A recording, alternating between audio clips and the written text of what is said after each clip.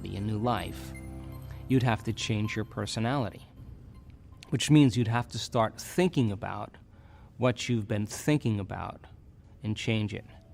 You'd have to become aware of your unconscious habits and behaviors and even what you say and modify them. And then you'd have to look at those emotions that keep you anchored to the past and decide if those emotions belong in your future. So most people try to create a new personal reality as the same personality, and it doesn't work. We literally have to become someone else. In other words, thoughts are the language of the brain, and feelings are the language of the body. And how you think and how you feel creates a state of being. So most people have experiences in their life that brand them emotionally. They feel fear, they feel anger, they feel bitterness, they feel frustration, they feel insecurity. And those emotions then become part of their identity. So once they think certain thoughts that turn on certain circuits in their brain that are equal to their insecurity, and then they feel insecure. The moment they feel insecure, they think more insecure thoughts, which makes more chemicals for them to feel insecure. And the repetition of that cycle over time conditions the body to subconsciously become the mind of insecurity. So then the person says, I am insecure. And whenever you say, I am anything, you're commanding your mind and body towards a destiny. So then most people's biology is, for the most part, their past. And so if you're not being defined by the vision of the future, some new possibility in your life, you're only left with the old circuitry in your brain and the old emotions of the past. So the question then is, can you believe in a future that you can't see or experience with your senses yet, but you've thought about enough times in your mind that your brain is literally changed to look like the experience has already occurred?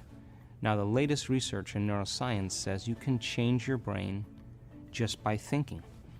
So then, as you begin to think about a new possibility, and your brain begins to fire in new sequences and new patterns and new combinations, and you begin to plan your behaviors, and you begin to review in your mind, mentally rehearse who you're going to be in your life.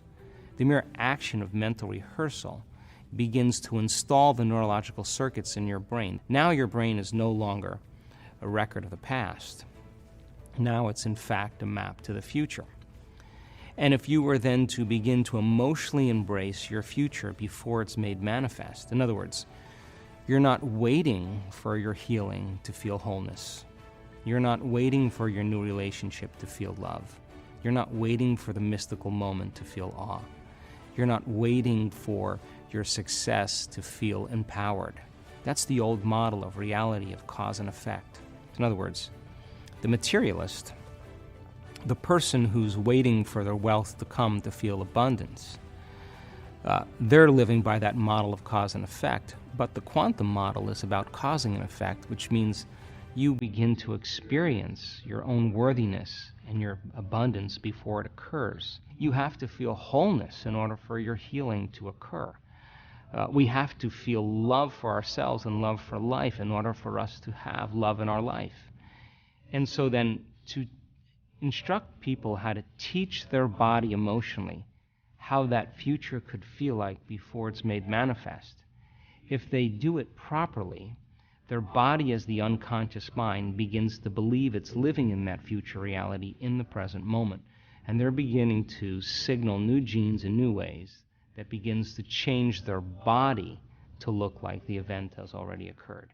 So the process of change in the meditative model requires unlearning and relearning. It requires breaking the habit of the old self and reinventing a new self. What we say in neuroscience, pruning synaptic connections and sprouting new connections, unfiring and unwiring and refiring and rewiring. Unmemorizing emotions that are stored in the body and then reconditioning the body to a new mind and to a new emotion. No longer signaling the same genes in the same way, but signaling new genes in new ways. Beginning to pull your energy out of the past and beginning to invest your energy into the future. What we're teaching people how to do is not to pray to have their prayers answered, but to get up from their meditations as if their prayers are already answered. Because when they're combining that clear intention of their future with that elevated emotion, they're literally changing their energy, they're changing their brain chemistry, they're changing the way their brain works, they're changing their genetic expression, they're changing their chemistry. They're literally becoming somebody else. And over again, when people do this, it may take them months to turn their disease around. But over and over again, we've seen this. They come back to a certain level of awareness, and the disease is no longer there. And it's almost like the disease existed in the old personality. They're literally someone else. And we've seen it enough times now to know that people reach a certain point with themselves where they feel so whole. They feel so satisfied with who they are. They feel so happy with themselves and their lives that they could care less if they have the disease. And that's the moment it goes away over and over again.